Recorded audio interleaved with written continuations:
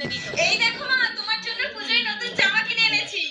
মা খুব সুন্দর হয়েছে। আর এটা দেখো, এই দেখো, এটাও তো খুব সুন্দর হয়েছে। ও মা, এবার এই ড্রেসগুলো ম্যাচিং করে একটা জুতো কিনে দেবে আর সাথে একটা হেয়ার ব্যান্ড আর লিপস্টিক।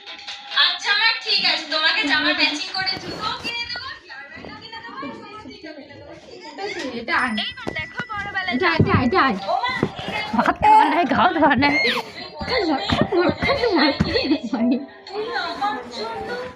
আরে কয়টা আছে দেখতো দেখো তো তোমার ঠিক আছে আমি